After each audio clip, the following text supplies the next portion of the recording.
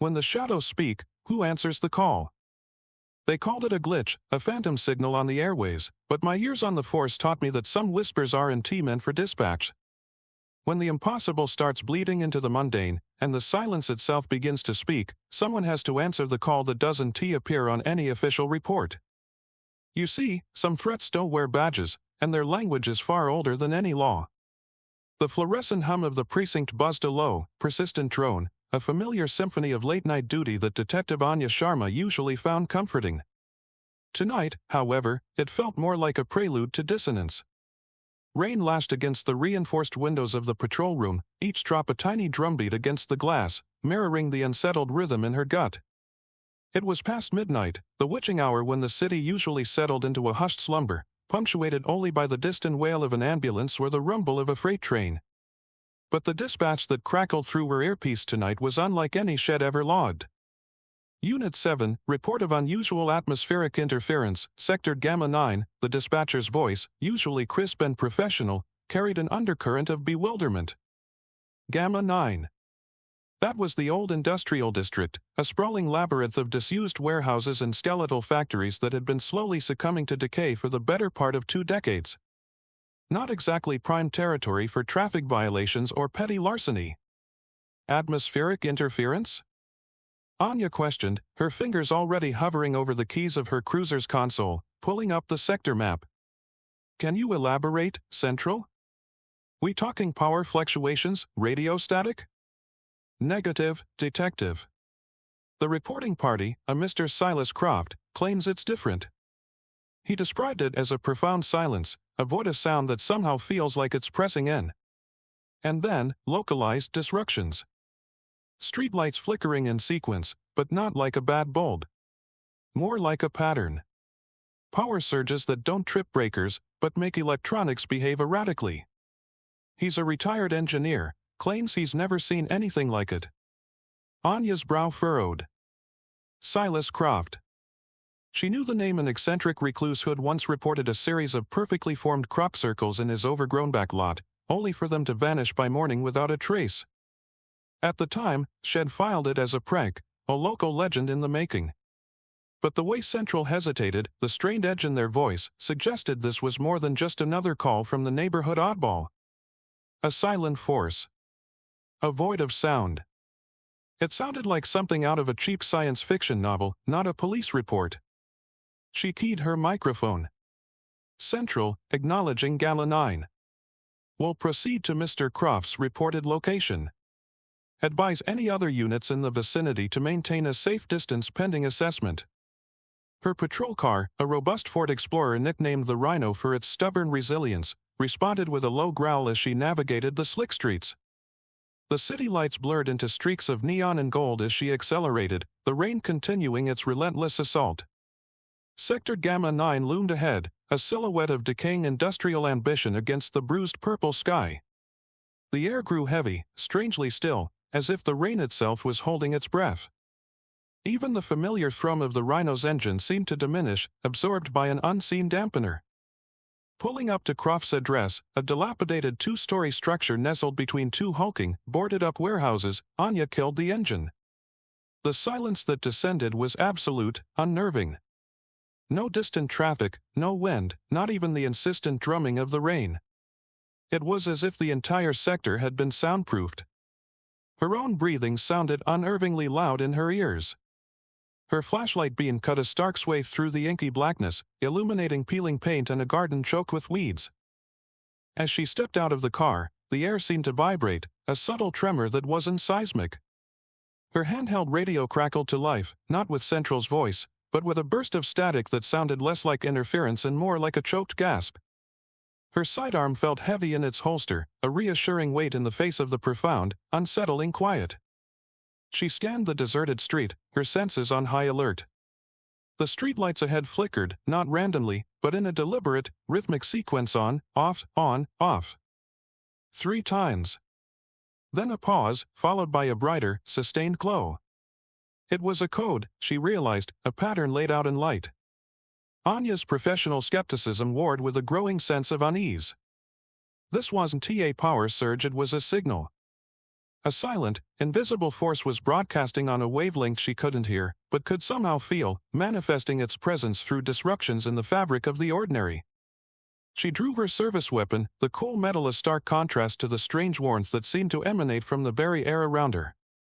The void of sound wasn't empty, it was pregnant with an unknown presence, and it was actively communicating. Her duty, as always, was to understand and, if necessary, to contain. The rhythmic flashing of the streetlights pulsed against Anya's retinas, each pulse a silent question mark in the suffocating stillness. The absence of ambient noise was more than just quiet, it was a tangible pressure, as if the world's sound had been meticulously siphoned away. She moved cautiously, her hand never straying far from her service weapon, the worn leather of its holster a grounding familiarity. Her boots crunched on loose gravel, the sound unnaturally amplified in the vacuum of silence. Approaching Silas Croft's residence, a faint hum began to vibrate at the edges of her hearing, almost too low to register. It wasn't a mechanical sound, nor was it organic. It was a resonant thrum, felt more than heard, like a deep bass note played on an instrument made of pure energy. The hum seemed to emanate from the very air, from the decaying brickwork of the warehouse beside Cross House, from the rain-slicked asphalt beneath her feet. It was a sound that suggested immense power held in meticulous check. Anya circled the perimeter of the property, her flashlight beam dancing across rusting fire escapes and boarded-up windows. Then, she saw him. Silas Croft, silhouetted in the flickering light of his porch lamp, stood unnaturally still, his gaze fixed on something beyond Anya's line of sight. He was a gaunt figure, draped in a threadbare robe, his white hair wild and unkempt. He didn't appear startled by her arrival, nor did he acknowledge her presence directly. He simply continued to stare, his expression one of profound, almost reverent, observation. "Mr. Croft?" Anya called out, her voice deliberately steady, projecting an authority that felt fragile in this unsettling environment. "Detective Sharma. I received your dispatch about unusual activity." Croft slowly turned his head, his eyes, startlingly bright in the dim light, met hers. They held a peculiar depth, a mix of ancient wisdom and childlike wonder. He didn't speak for a long moment, his silence mirroring the oppressive stillness of the surroundings. Then, a sound, faint as a moth's wing against glass, reached Anya. It was a series of high-pitched clicks, almost musical, interspersed with a low, guttural sigh. It wasn't language, not as she understood it, but it conveyed a distinct sense of inquiry. The streetlights ahead pulsed again, a slightly different pattern this time on, off, on. Croft's gaze flickered towards them, then back to Anya. He raised a trembling hand, pointing not at the lights, but at the empty space between two derelict vans parked across the street.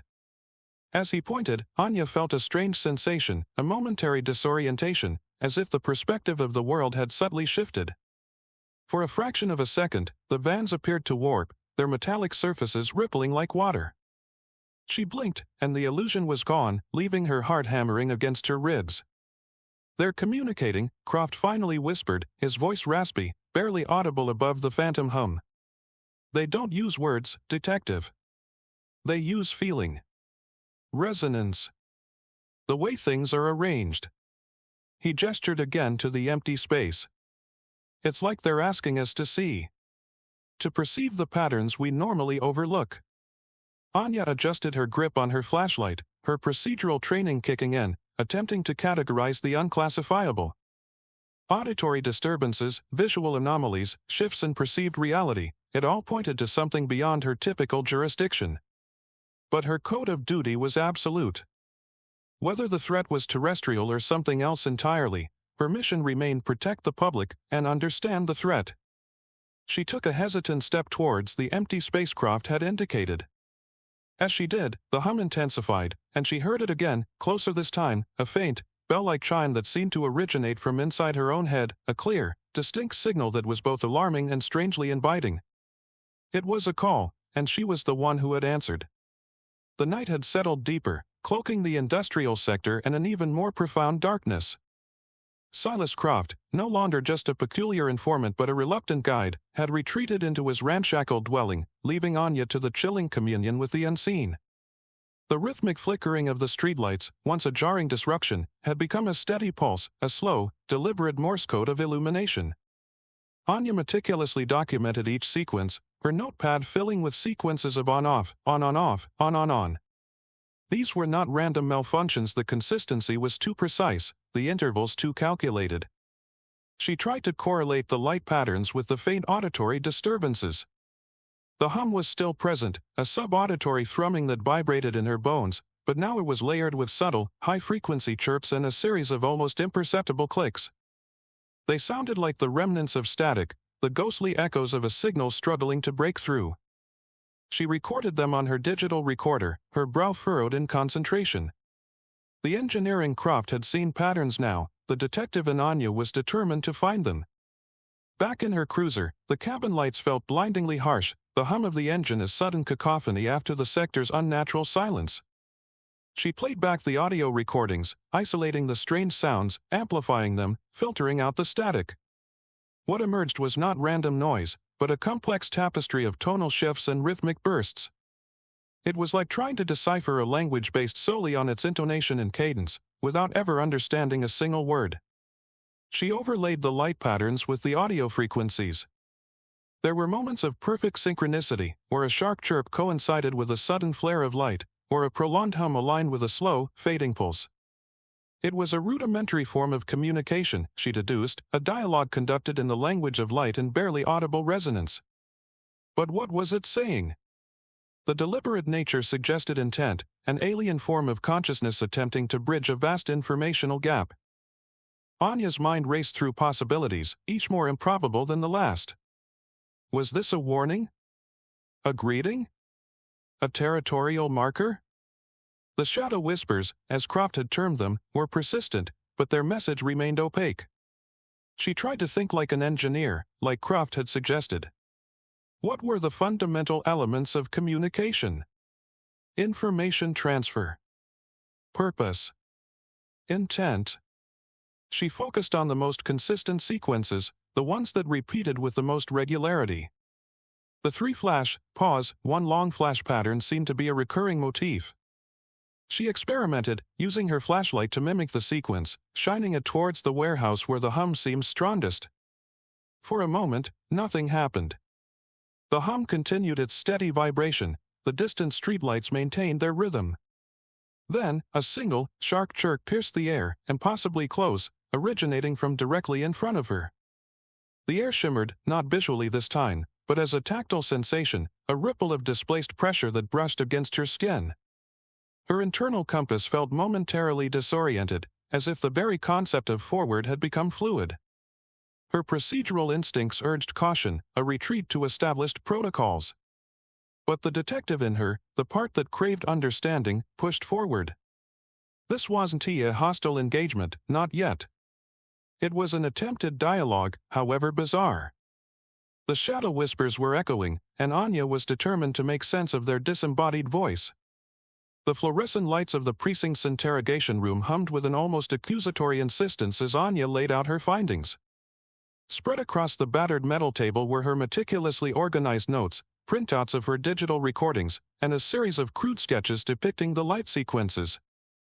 Captain Miller, a man whose face seemed permanently etched with the exasperation of dealing with the city's less savory elements, picked up one of Anya's audio logs. He pressed play. The room was filled with the unsettling symphony of clicks and hums, punctuated by the faint, ethereal chime that Anya had begun to associate with the unseen caller. Miller's expression, already tight with impatience, grew more strained. He rewound the recording, then played it again, his lips pursed. "Sharma," he began, his voice a low growl, "what in God's name is this? Sounds like a faulty transformer having a bad dream." "Captain, that's not just static," Anya countered, her own voice level, betraying none of the gnawing frustration that had plagued her since leaving Gamma 9. "Those are distinct auditory signals.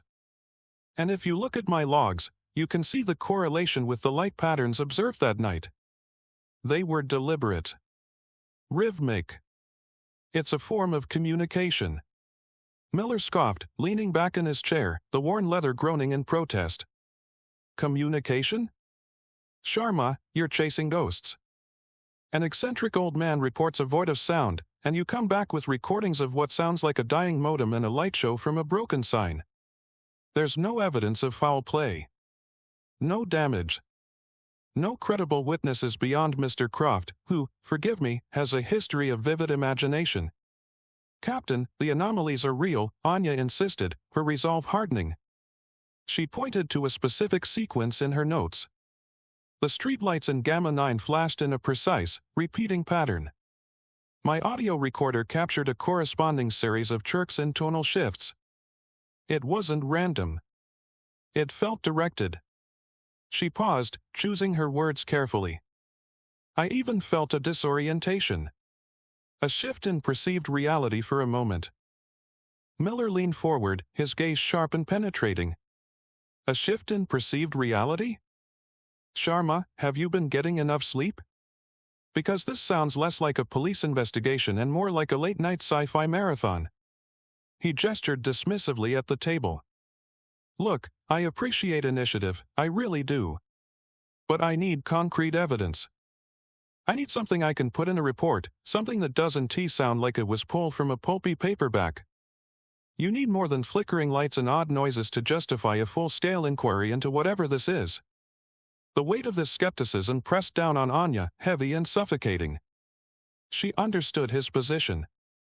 Her own training demanded verifiable facts, tangible proof. But how did one gather tangible evidence of a phenomenon that seemed to defy the very laws of physics? She had her recordings, her detailed logs, Croft's statement, but to the brass, it was all anecdotal. It lacked the undeniable weight of, say, a shattered window or a recovered weapon. Leaving the interrogation room, Anya felt a familiar sense of isolation. She was accustomed to operating on the fringes, but this was different. This was a threat that didn't teeth at any existing operational parameters. She needed something undeniable, something that would force them to acknowledge the extraordinary. As she walked through the bullpen, the mundane sounds of the precinct, typing, hushed conversations, the distant siren, seemed to mock her. She pulled out her phone, her fingers already scrolling through her personal data, searching for anything that might corroborate her findings. There had to be a way to quantify the unquantifiable, to bring the intangible into the realm of the undeniable. The cryptic clue had come not from Central, nor from Silas Croft, but from a deep dive into an obscure archival document she'd unearthed during her fruitless civilian data requests. It spoke of an abandoned weather station, perched precariously on a desolate bluff overlooking the churning, inky expanse of the ocean, miles beyond the city limits.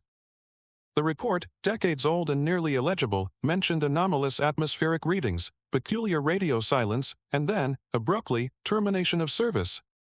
Anya, fueled by a potent mix of frustration and an unshakable intuition, saw it as a potential focal point, a nexus where the shadow whispers might be most concentrated. She informed Central she was conducting a solo patrol of an outlying area, a vague enough explanation to avoid immediate scrutiny. The drive itself was a pilgrimage into isolation.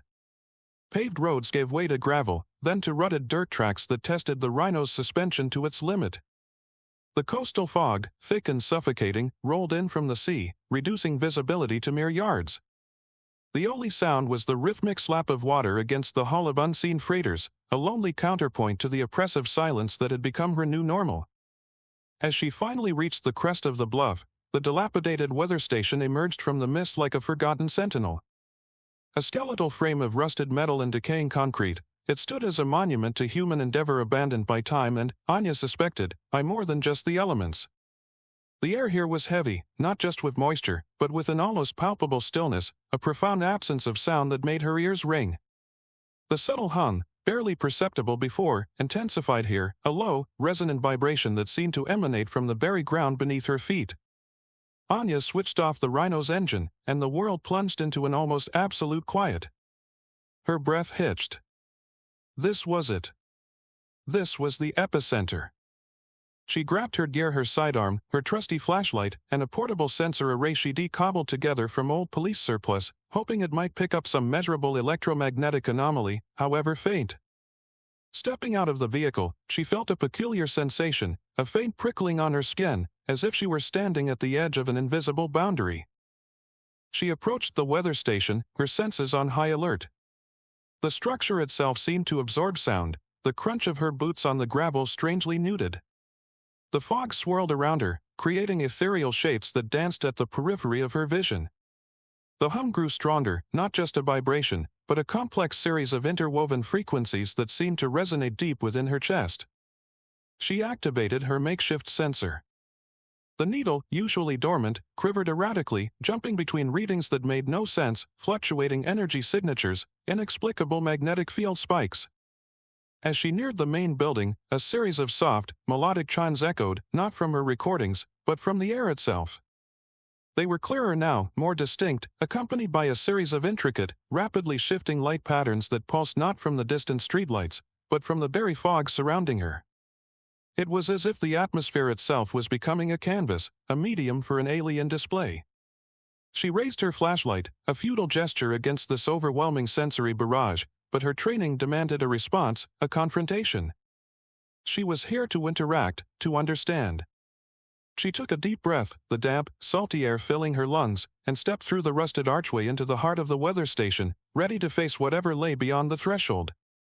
The air inside the weather station was thick, not with dust or decay, but with an almost tangible energy. The hum, now a palpable vibration resonating through Anya's very bones, was at its peak. The fog outside swirled and pulsed, coalescing into intricate, shifting patterns of light that mimicked the complex geometric designs Anya had only seen in theoretical mathematics. Her sensors, still clutched in her hand, screamed with an overload of readings that defied any logical explanation. They weren't just detecting energy, they were detecting structure, a kind of information imprinted on the very fabric of reality. Then, it began. Not a sound, not a light, but a presence. It wasn't an entity that moved into the space, rather, it felt as if the space itself was reconfiguring, unfolding its true nature. Anya's vision swam. The concrete walls of the station seemed to stretch and ripple, their solidity dissolving into a fluid, multidimensional tapestry. Colors she had never conceived of bled into existence, not as hues, but as sensations, as pure information. The melodic chimes, once faint, now echoed with an impossible clarity, not in her ears, but directly within her consciousness. She felt a profound disorientation, as if her mind were a tiny vessel adrift in an infinite ocean of awareness. Concepts of time and space twisted and distorted. Seconds stretched into eternities, then compressed into instants. The familiar linear progression of cause and effect dissolved into a state of simultaneous existence. She saw glimpses, flashes of understanding that were too complex to grasp, too alien to articulate. It was like witnessing the birth of stars, the formation of galaxies, but not as an observer. She felt intrinsically connected, a fleeting particle within the cosmic dance. There was no malice, no overt threat, but the sheer scale of what she was experiencing was overwhelming. Her human mind, conditioned by the limited dimensions of her reality, struggled to process the input. It was like trying to force an entire library into the capacity of a single synapse. Her training, her experience as a law enforcement officer, felt utterly inadequate, like trying to measure an ocean with a thimble. She felt a deep, almost unbearable loneliness, the profound isolation of encountering a consciousness so vastly different, so utterly other, that true communication felt impossible. The entity, if that was even the right word, didn't speak in words or symbols, but in pure conceptual transfer. Anya felt concepts being imprinted onto her awareness, ideas of interconnectedness, of universal forces, of cycles of existence that dwarfed human comprehension. It was a torrent of pure information, raw and unfiltered, and it was pushing the very limits of her cognitive capacity. Her breath came in ragged gasps, her muscles tensed and trembled, not from fear, but from the sheer strain of maintaining her consciousness. She felt her sense of self begin to fray, her identity dissolving into the overwhelming influx of alien awareness. This was the threshold, the point where understanding met the absolute boundary of human perception. She was not merely observing, she was being fundamentally altered. The profound disorientation began to recede, not vanishing entirely, but settling into a manageable hum beneath the surface of Anya's consciousness. The overwhelming influx of alien concepts had receded, leaving behind fragmented echoes, like the residual images of a dream that clings to the waking mind.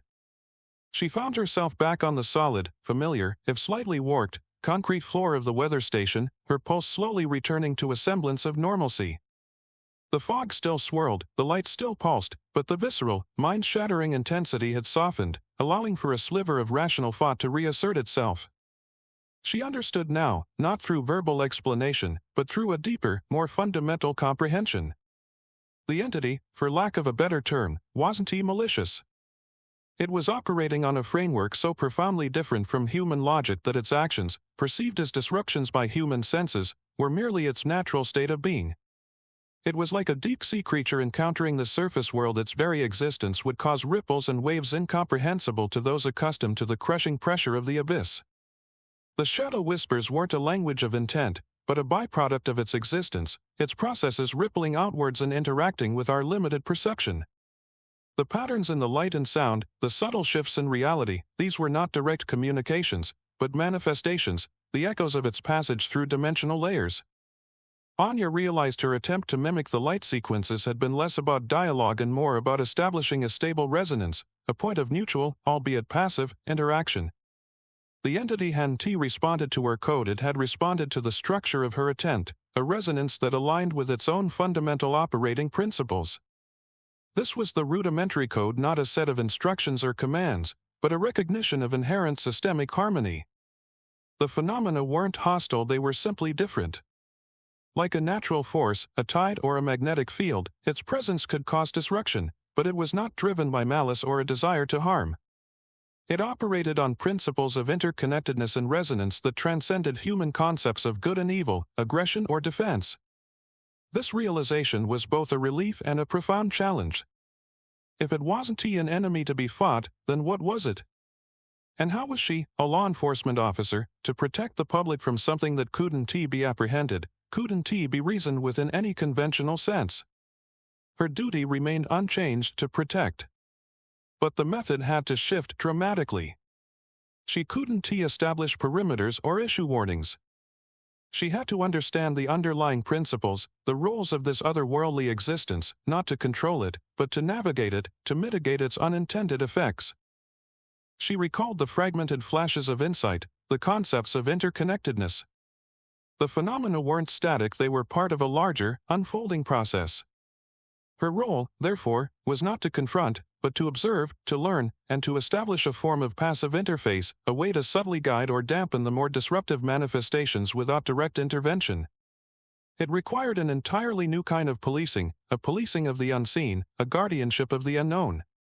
She needed to find a way to translate this alien code into actionable protocols, not for combat, but for coexistence. The weight of this unprecedented responsibility settled upon her, a burden far heavier than any physical evidence. The weathered desk in Anya's sparsely furnished apartment had become her new precinct, its surface perpetually cluttered with printouts, spectral analysis charts, and meticulously drawn diagrams. The weather station was no longer a single incident, it was the beginning of a new, unspoken beat.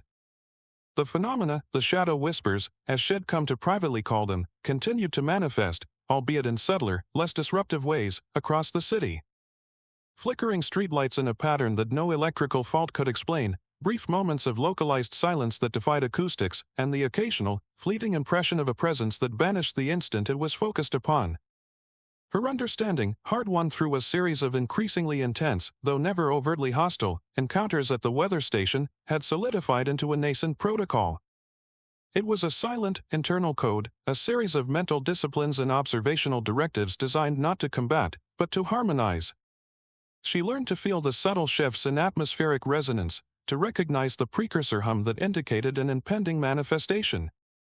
It was akin to a seasoned officer developing an instinct for danger, but on a cosmic scale.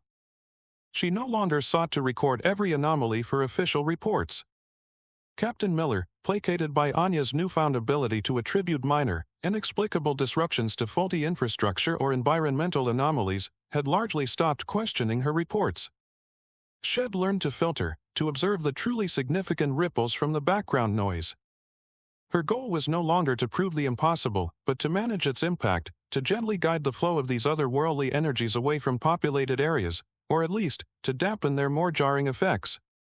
This often meant subtle interventions. A late-night patrol route adjusted to pass through an area experiencing a hiccup in reality, her mere presence a form of passive ballast. A brief, focused meditation on the weather station bluff, aligning her own internal resonance with the prevailing hum, as if tuning a vast, invisible instrument. She had even developed a personal lexicon for these occurrences, translating the alien concepts into actionable principles. Resonance cascade for instances of widespread, minor disruption, dimensional bleed for the more jarring perceptual shifts, and echo event for the lingering, almost spectral manifestations. Her life had become a careful calibration, a constant dance between the tangible world of badge and law, and the intangible realm of cosmic whispers. The profound disorientation from her initial encounter had left an indelible mark, a permanent widening of her perceptual aperture. She saw the world differently now, recognizing the interwoven layers of existence, the thin veil that separated the mundane from the miraculous. It was a lonely existence, this guardianship of the unspoken, devoid of accolades or even acknowledgement. Her fellow officers, her superiors, saw her as dedicated, perhaps a little eccentric, but ultimately normal. Only Anya knew the truth of her nightly patrols, the silent battles waged not with firearms, but with understanding. She understood that these intrusions, however alien, were not inherently malevolent. They were simply expressions of a reality far grander and more complex than humanity had yet grasped. Her duty, redefined by this encounter, was to be a bridge, a quiet custodian who ensured that the incomprehensible did not shatter the comprehensible, that the cosmic tides did not drown the fragile shores of human existence. She was a law enforcement officer, sworn to protect. And in her own silent, solitary way, Anya Sharma was now protecting humanity from forces it couldn't even perceive, a guardian of the unspoken, forever changed by the whispers from beyond. The city sleeps, unaware of the silent guardians and the unseen forces that brush against our reality. Anya's journey reminds us that duty extends beyond the seen, and that sometimes, the greatest protection comes from understanding what lies just beyond our comprehension. Even when the shadows speak, and the call remains unanswered by conventional means, the commitment to safeguarding others endures. We hope you found Anya's story as compelling as we did here at Dusty Whisper. What would you have done if you were in Anya's shoes, faced with a threat that defied all known laws and protocols? Until our next tale of the unexplained, may your nights be quiet and your understanding ever expanding. What happens when the echoes of those otherworldly encounters begin to manifest in ways even Anya cannot anticipate?